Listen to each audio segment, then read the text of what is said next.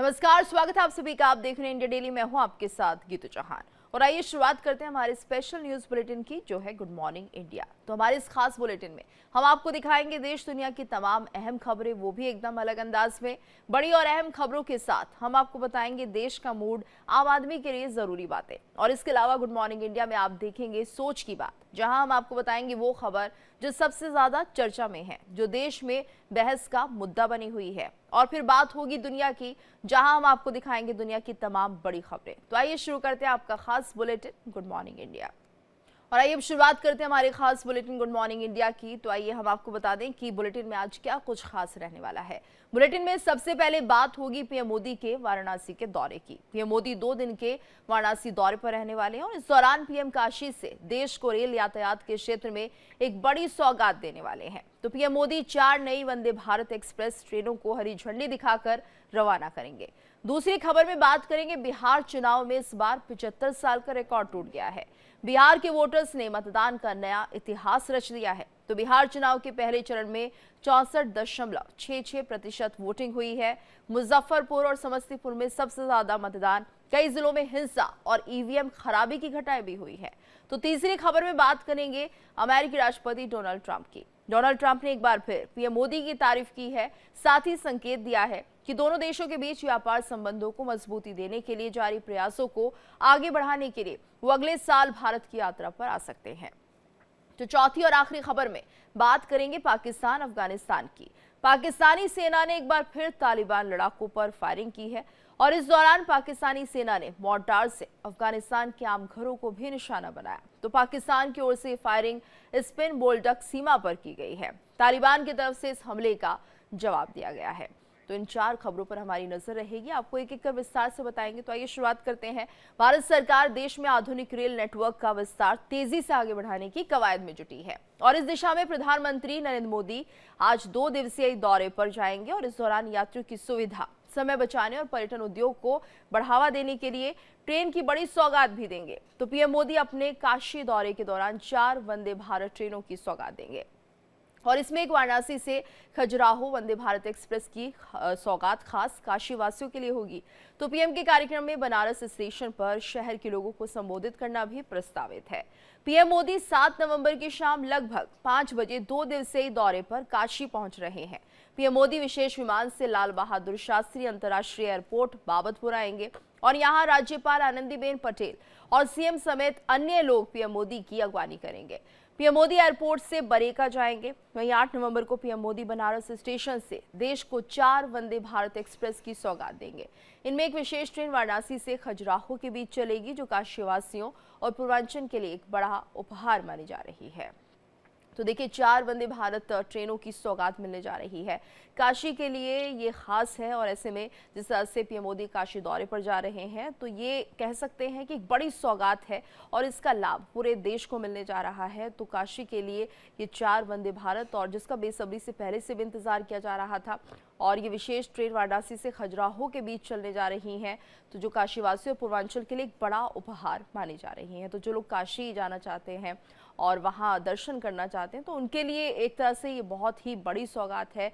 और जिस तरह से हम देख रहे हैं कि लगातार 4 वंदे भारत ट्रेनों की सौगात मिलने जा रही है काशी को, और ऐसे में हम कह सकते हैं कि जो कनेक्टिविटी है उसको तो पंख लगेंगे ही, लेकिन काशी वासियों के लिए एक बहुत बड़ी सौगात भी इसे माना जा रहा है, क्योंकि जिस तरह से हम देख रहे हैं कि लगातार जो रेल नेटवर्क है वो विस्तार होता हुआ दिखाई दे रहा है और जो दूरियां हैं वो कम होती हुई दिख रही है, जिसके चलते इस दिशा में पीएम मोदी आज जिस तरह से 4 वंदे भारत की सौगात देने जा रहे हैं, और इससे हम कह सकते हैं कि यात्रियों की सुविधा बहुत ज़्यादा हो जाएगी, समय बचेगा, पर्यटन उद्योग को भी बढ़ावा मिलेगा।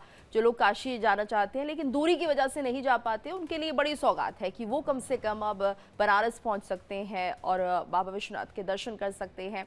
तो एक तरह से पर्यटन और धार्मिक यात्राएं जो होती है वो सुगम हो जाएगी, हम कह सकते हैं। और 4 वंदे भारत ट्रेनों की सौगात आज मिलने जा रही है। तो इसमें देखिए, वाराणसी से खजुराहो वंदे भारत एक्सप्रेस की सौगात खास काशीवासियों के लिए होगी और पीएम के कार्यक्रम में बनारस स्टेशन पर शहर के लोगों को संबोधित करना भी प्रस्तावित है। तो क्या कुछ कहेंगे, इस पर भी सभी की नजर बनी हुई है। वहीं पीएम मोदी 7 नवंबर की शाम लगभग 5 बजे 2 दिवसीय दौरे पर काशी पहुंच रहे हैं और ऐसे में पीएम मोदी विशेष विमान से लाल बहादुर शास्त्री अंतर्राष्ट्रीय एयरपोर्ट बाबतपुर आएंगे। तो यहां राज्यपाल आनंदीबेन पटेल और सीएम समेत अन्य लोग पीएम मोदी की अगवानी करेंगे। तो ये तमाम कार्यक्रम आज रहेंगे। हालांकि ये जो यात्रा है बहुत ज़्यादा अच्छी मानी जा रही है, क्योंकि यहाँ काशी वासियों के लिए बहुत कुछ मिलने जा रहा है। और ज्यादा जानकारी के लिए बात करेंगे संवाददाता नित्यानंद से। नित्यानंद, क्या कार्यक्रम रहेगा प्रधानमंत्री मोदी का? देखिए, प्रधानमंत्री नरेंद्र मोदी अपने संसदीय क्षेत्र के 2 दिवसीय दौरे पर आज पहुंच रहे हैं। बता दें कि आज शाम लगभग 4 बजे पीएम काशी पहुंचेंगे। इसके बाद वाराणसी के बाबतपुर रोड से बरेका के लिए बाय रोड निकलेंगे। इस दौरान 6 पॉइंट बनाए गए हैं जहां पे बीजेपी कार्यकर्ता और काशीवासी पीएम मोदी का भव्य तरीके से स्वागत करेंगे। बता दें कि काशी आगमन पे इस बार प्रधानमंत्री द्वारा काशी समेत बेंगलोर तक के लिए 4 नई वंदे भारत की सौगात दी जा रही है, जिसको हरी झंडी प्रधानमंत्री दिखा करके रवाना करेंगे। इस दौरान रेल मंत्री अश्विनी वैष्णव भी मौजूद रहेंगे, जो कि वाराणसी से खजुराहो वंदे भारत में बैठ करके सफर करेंगे। बताते कि दौरा बेहद खास है, क्योंकि इस दौरे के दौरान प्रधानमंत्री का जो स्वागत होगा वो सीएम योगी और राज्यपाल आनंदीबेन पटेल द्वारा किया जाएगा। इस दौरे को लेकर काशीवासी इसलिए भी उत्साहित है क्योंकि काशी से खजुराहो जाने वाले जो यात्री थे उन्हें काफी समस्या होती थी, उन्हें इस समस्या से भी निजात मिलेगा। और ये जो ट्रेन रहेगी वो धार्मिक स्थलों को भी जोड़ने का काम करेगी, जिसमें काशी, प्रयागराज, विंध्यधाम और चित्रकूट को भी जोड़ा जाएगा, जो कि पहली ट्रेन होगी चित्रकूट और विंध्यधाम को जोड़ने के लिए। सुरक्षा की बात की जाए तो चप्पे चप्पे पर पुलिस फोर्स की मौजूदगी है, ड्रोन से निगरानी रखी जा रही है। और बताएं कि पीएम हो सकता है कि बाबा विश्वनाथ का दर्शन करने शाम को जाए। तो काशी अपने सांसद के स्वागत के लिए तैयार है और बेहद उत्साहित है। बिल्कुल नित्यानंद, और ये बड़ी सौगात है काशी के लिए। खासतौर से हम बात जब करते हैं पर्यटन को बढ़ावा देने की, और काशी धार्मिक नगरी है, लोग जाना चाहते हैं बाबा विश्वनाथ के दर्शन करने के लिए, लेकिन शायद एक समस्या रहती है कनेक्टिविटी की। और इससे हम देखेंगे 4 वंदे भारत एक्सप्रेस, क्योंकि जिस तरह से वंदे भारत की स्पीड है, समय को यूं कहिए कि एक तरह से कम समय लगता है, लोग ज्यादा प्रोत्साहित होंगे यहाँ पर आने के लिए और बाबा विश्वनाथ के दर्शन करने के लिए। बिल्कुल, वंदे भारत ट्रेन के माध्यम से जो आम यात्री जो अभी सफर कर रहे थे उनका लगभग 3 घंटे का वक्त बचेगा, जिनमें वो अपने और भी काम कर सकते हैं। बताएं, काशी की ये 8वीं वंदे भारत ट्रेन होगी। 8वीं वंदे भारत ट्रेन की सौगात काशी को मिलने जा रही है, जिसको लेकर के लोग उत्साहित हैं। और खासकर जो खजुराहो से बनारस, बनारस से खजुराहो यात्रा करने वाले यात्री थे उन्हें भी काफी राहत मिलेगी, जिसके चलते पर्यटन में भी काफी इजाफा होगा, पर्यटक बढ़ेंगे, काशी का रुख ज्यादा होगा। बताएं कि प्रधानमंत्री अपने हर दौरे पर काशी को कुछ न कुछ सौगात जरूर देते हैं और प्रधानमंत्री का ये 53वां दौरा है। इस दौरे के दौरान भी 4 नई वंदे भारत बिल्कुल, यानी नित्यानंद, ये माना जाए अपने संसदीय क्षेत्र में किस तरह से प्रधानमंत्री मोदी विकास करते रहते हैं, सौगातें देते रहते हैं, और इसी कड़ी में हम देख रहे हैं कि किस तरह से इस बार भी 4 ट्रेनों की सौगात मिलने जा रही है। आप इस खबर पर नजर बनाए रखिएगा। आप अपडेट लेंगे। धन्यवाद आपका इस पूरी जानकारी के लिए। और वहीं बिहार चुनाव में गजब हो गया है। वोटिंग में बिहार ने इतिहास रच दिया है। पहले चरण की वोटिंग में 75 साल का रिकॉर्ड टूट गया है। तो बिहार के वोटर्स ने खूब वोटिंग की। नतीजा ये हुआ कि पहले चरण में बिहार चुनाव में मतदान प्रतिशत के सभी रिकॉर्ड टूट गए हैं। चुनाव आयोग की माने तो बिहार में पहले चरण में अब तक का सबसे ज्यादा 64.66% वोटर टर्नआउट रहा है, और बिहार के इतिहास में किसी भी चुनाव में इतनी वोटिंग नहीं हुई थी। अब सवाल यह है कि आखिर बिहार में वोटर टर्नआउट का रिकॉर्ड टूटा कैसे? आखिर 75 साल बाद इतनी वोटिंग क्यों हुई है? तो इसके पीछे कई कारण बताए जा रहे हैं। पहले तो ये कि इसके पीछे बड़ा कारण है SIR, और इसके कारण भी लोगों ने नाम कटने के डर से वोटिंग की है। अन्य वजहों में छठ पूजा के बाद वोट का होना और महिलाओं की बड़ी भागीदारी, साथ ही चुनावी प्रक्रिया को पहले की तुलना में और आसान बनाया गया। इसके कारण भी लोग बूथों तक पहुंच पाए। आपको बता दें कि चुनाव आयोग के मुताबिक 1951-52 के विधानसभा चुनाव में राज्य में सबसे कम 42.6% मतदान हुआ था, जबकि इससे पहले 2000 के चुनाव में सबसे ज्यादा 62.57% मतदान हुआ था। तो इस बार का मतदान काफी ज्यादा है। और जिस तरह से महिलाओं ने फर्स्ट टाइम वोटर्स ने बढ़ चढ़कर हिस्सा लिया है, ये भी काबिल तारीफ है कि लोग प्रोत्साहित हो रहे हैं। खास तौर पर जो फर्स्ट टाइम वोटर्स हैं उनके अंदर बहुत ज़्यादा उत्साह है वोटिंग करने के लिए, तो ये भी एक बड़ी वजह रही है। दूसरा ये कि जिस तरह से इलेक्शन कमीशन ने SIR किया और इस बार जो बूथ थे वो नज़दीक बनाए गए हैं। जिस तरह से लगातार हम भी अपने दर्शकों को वो तस्वीरें दिखा रहे थे, बिहार से तमाम तरह के रिएक्शन सामने आ रहे थे कि किस तरीके से इस बार जो बूथ है वो उनके घरों के नज़दीक है। पहले उन्हें दूर तक जाना पड़ता था, जंगलों से गुजरना पड़ता था, नदियों में एक तरह से नाव के रास्ते से उन्हें जाना पड़ता था। तो लोग चाहते थे और सोचते थे कि इतनी दूर कैसे जाएंगे, तो कई बार ऐसा होता था कि मतदान नहीं कर पाते थे। लेकिन इस बार इलेक्शन कमीशन की जो व्यवस्था है वो बहुत ज़्यादा अच्छी रही है। कोशिश की है इलेक्शन कमीशन ने भी कि ज़्यादा से ज़्यादा लोगों तक पहुँचा जाए और उन क्षेत्रों पर जहाँ पर ध्यान कभी नहीं दिया जाता था कि यहाँ पर बूथ्स होने चाहिए, वहाँ भी बूथ बनाए गए। और शायद यही वजह रही जिसके चलते लोगों के लिए चुनाव करना थोड़ा आसान हो गया, मतदान करना थोड़ा आसान हो गया। और जब वो बूथ तक पहुंचते हैं तो जाहिर सी बात है कि ये जो मतदान प्रतिशत है वो बढ़ता है। और एक तरह से इलेक्शन कमीशन का जो प्रयास था वो रंग लाया है। वोटर्स क्या कुछ कह रहे हैं, आइए आपको वो भी सुनाते हैं। अंदर जाने से पहले मोबाइल को रखा गया, उसके बाद नाम चेहरा देखा गया, चेहरा देखने के बाद नंबर मिलाया गया और वोट दिए गए और कुछ नहीं। सब चीज़ बहुत अच्छा हुआ।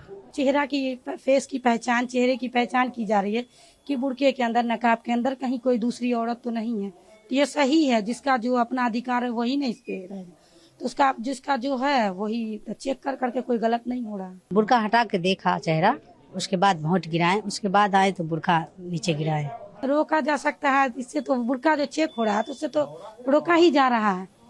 चेहरा फेस जो किसी का देखा जा रहा है या चेहरा देखा जा रहा है तो चेक जो हो रहा है तो उससे तो रोका ही ना हुआ कि वोट चोरी न हो, किसी के बदला कोई नहीं दे।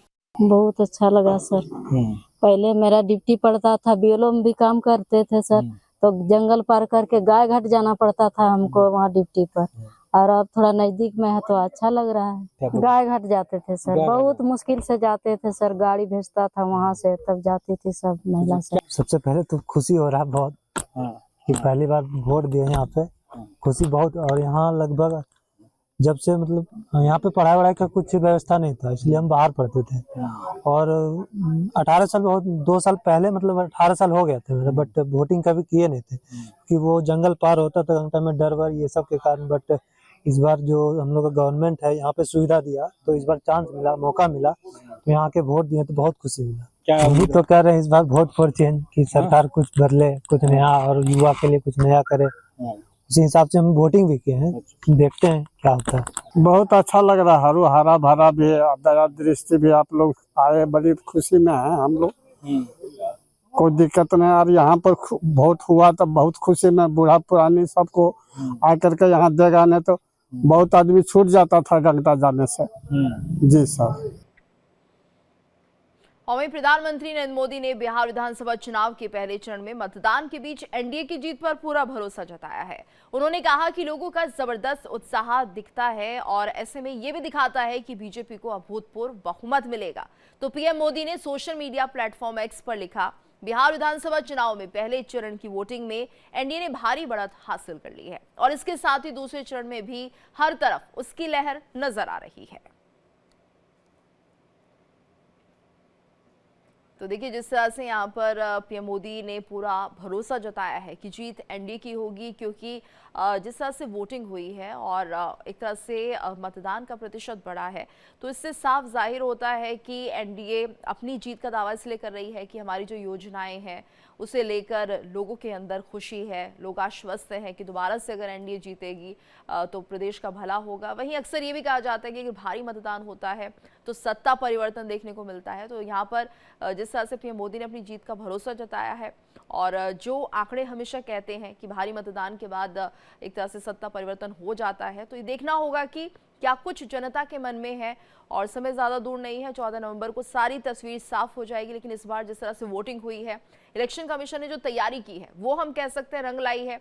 और दूसरा ये कि लोगों का ये भी कहना है कि क्योंकि बुर्के को लेकर लगातार सवाल पूछे जा रहे थे, हालांकि इसको लेकर विवाद हुए थे और तमाम तरह की राजनीति होती भी हमने देखी, लेकिन जो लोग बुर्के में आ रहे थे, जो महिलाएं बुर्के में थी, उन्होंने खुद ये कहा कि ये एक अच्छी पहल है कि अगर किसी का वोटर आईडी कार्ड उनके नाम पर बना है तो बुर्के के पीछे वही होना चाहिए, और अगर कोई पहचान भी कर रहा है तो उसमें गलत नहीं है। तो यानी कि जो बिहार की जनता है वो इतना समझ चुकी है कि ये कितना ज़रूरी है। वहीं देखिए पीएम मोदी का ये पोस्ट एक्सपर्ट जिसमें उन्होंने लिखा है बिहार विधानसभा चुनाव में पहले चरण की वोटिंग में एनडीए ने भारी बढ़त हासिल कर ली है, और इसके साथ ही दूसरे चरण में भी हर तरफ उसकी लहर नजर आ रही है। तो जनता जनार्दन के इसी जोश के बीच कल दोपहर करीब 1:45 पर औरंगाबाद और लगभग 3:30 बजे भभुआ में अपने परिवारजनों से संवाद का सौभाग्य प्राप्त होगा।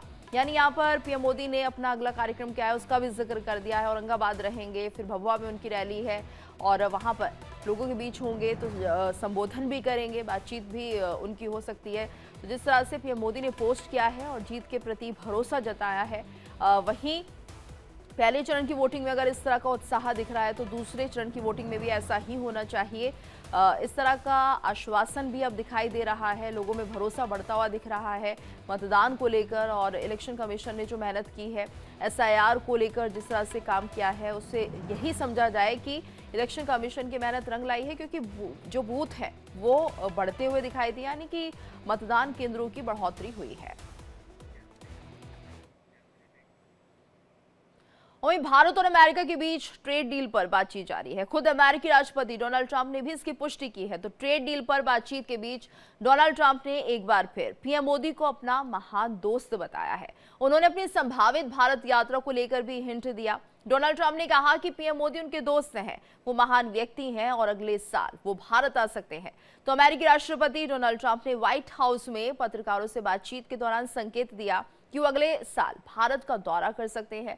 राष्ट्रपति ट्रंप ने एक बार फिर प्रधानमंत्री नरेंद्र मोदी की तारीफ करते हुए कहा कि मोदी मेरे अच्छे दोस्त हैं, हम बात करते रहते हैं। उन्होंने ये भी कहा कि दोनों देशों के बीच बातचीत चल रही है। अपनी भारत यात्रा पर उन्होंने कहा, अगर पीएम मोदी चाहें तो मैं भारत जाऊंगा, हम इसे तय कर लेंगे। मोदी एक महान व्यक्ति है। हालांकि डोनाल्ड ट्रंप ने एक बार फिर रूसी तेल वाले दावे को दोहराया है। तो ट्रंप ने दावा किया कि भारत ने रूस से तेल की खरीद काफी हद तक रोक दी है। और इतना ही नहीं, इस दौरान वो भारत पाकिस्तान सीज फायर का एक बार फिर क्रेडिट लेने से बाज नहीं आए। तो व्हाइट हाउस में पत्रकारों से बातचीत के दौरान डोनाल्ड ट्रंप ने फिर दावा किया कि भारत पाकिस्तान का युद्ध मैंने 24 घंटे में रोका है। हम बात करेंगे तुर्की की। जब तुर्की में अफगानिस्तान और पाकिस्तान के बीच शांति वार्ता चल रही थी, तब दोनों की सीमा पर फिर तनाव बढ़ गया था। अफगान पत्रकारों ने वीडियो शेयर करते हुए दावा किया कि पाकिस्तानी सेना ने सीज फायर का उल्लंघन किया है।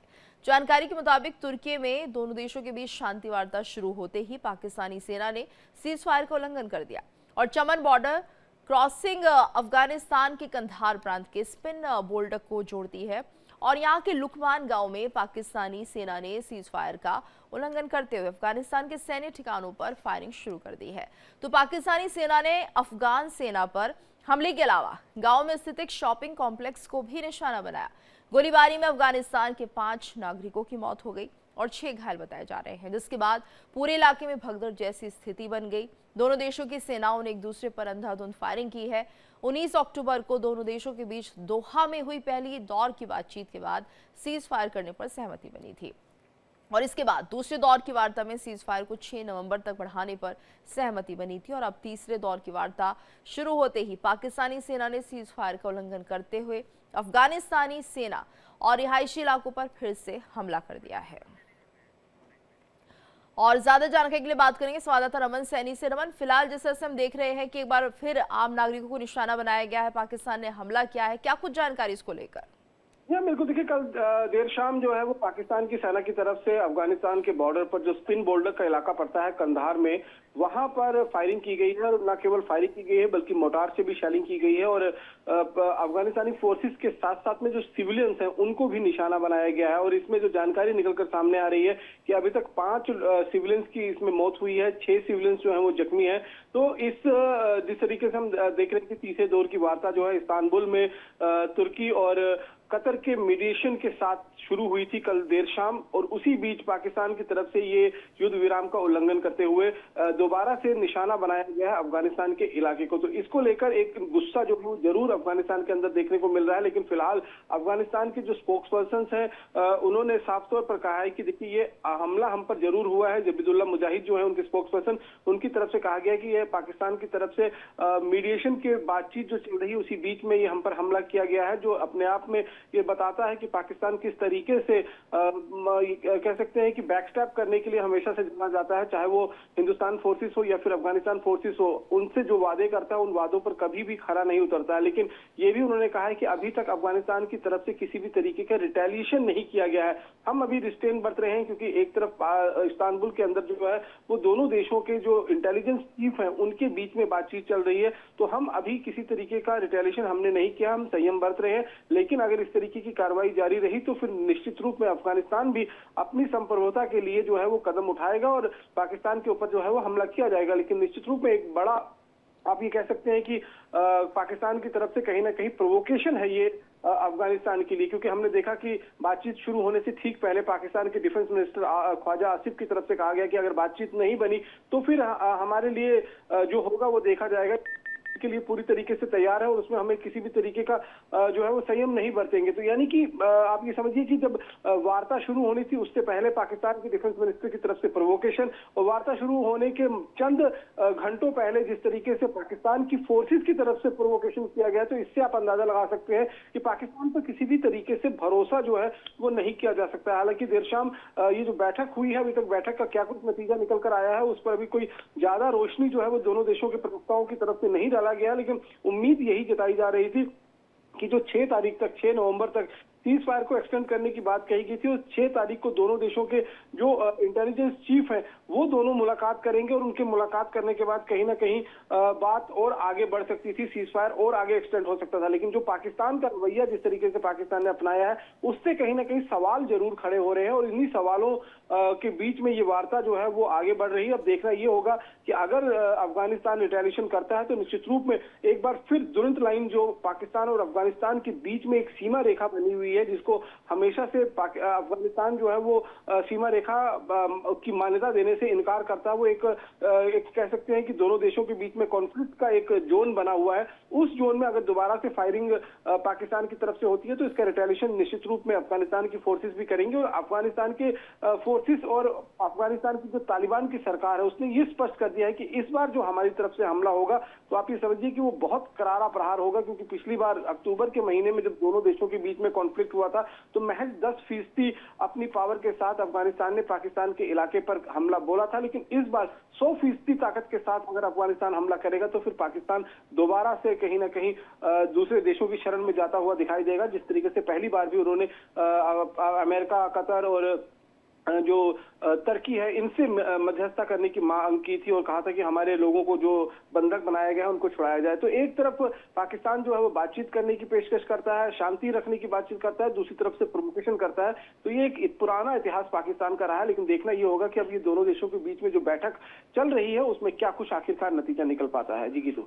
बिल्कुल। और रमन, यहाँ पर पाकिस्तान के हौसले आखिर इतने बुलंद कैसे हो सकते हैं? पहले इसने मुंह की खाई है, हमने देखा किस तरह से पाकिस्तानी सेना मैदान छोड़कर भागती हुई नजर आती है और उसके बाद भी इस तरह से प्रोवोक करना, क्या कुछ ऐसा लग रहा है कि पाकिस्तान को किसी का सपोर्ट मिलने जा रहा है या अभी भी किसी का हाथ पाकिस्तान के साथ है जिसके चलते पाकिस्तान ऐसे कदम उठा रहा है?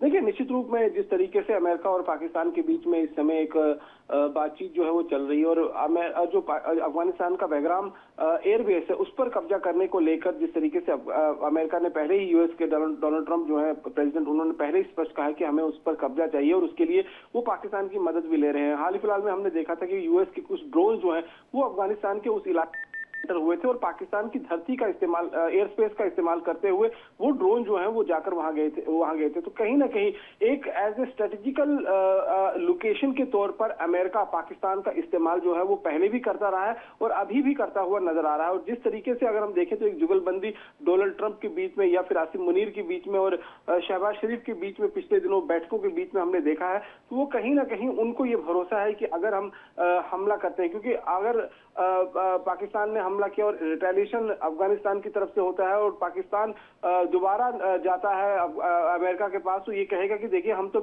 जो आपका बहराम एयरबेस है उसी के कब्जे के लिए हम ये कार्रवाई कर रहे थे और इसमें हम पर जो है वो पलटवार किया गया। तो अमेरिका का साथ जो है वो कहीं ना कहीं मिल सकता है। दूसरी तरफ से अगर हम देखें सऊदी अरेबिया के बीच में जैसे ही दोनों देशों पाकिस्तान और सऊदी अरेबिया के बीच में एक समझौता हुआ था कि एक देश पर हमला यानी कि दूसरे देश पर हमला माना जाएगा, लेकिन हमने पिछली बार भी देखा अक्टूबर के महीने में जब अफगानिस्तान ने पाकिस्तान पर हमला किया तो सऊदी अरेबिया ने अपना पूरी तरीके से किनारा रखा, इसमें किसी भी तरीके का हस्तक्षेप जो है वो नहीं किया, क्योंकि दोनों देश जो हैं वो कहीं ना कहीं मुस्लिम कंट्रीज हैं और जो सऊदी अरेबिया भी है वो भी मुस्लिम कंट्री है। कतर की बात करें, तुर्की की बात करें, ये सारे एक ऐसा रीजन है जहां पर मुस्लिम्स की जो मान्यताएं हैं वो ज्यादा, मुस्लिम कंट्रीज ये सारी अपने आप में मानी जाती हैं और ऐसे में एक कंट्री जब दूसरे कंट्री पर हमला करता है तो कोई बीच में हस्तक्षेप नहीं करेगा, इवन मध्यस्थता की बातचीत जो है वो आगे बढ़ती है। पाकिस्तान अब यहाँ से देख रहा है कि अमेरिका का साथ उसको अफगानिस्तान के खिलाफ मिल सकता है, इसीलिए उसके हौसले जो है वो बुलंद नजर आ रहे हैं और इसलिए ख्वाजा आसिफ के भी बयान इस तरीके के आपको बिल्कुल, और देखना होगा कि अब पाकिस्तान को किस तरह का जवाब अफगानिस्तान देता है। रमन, धन्यवाद आपका इस पूरी जानकारी के लिए।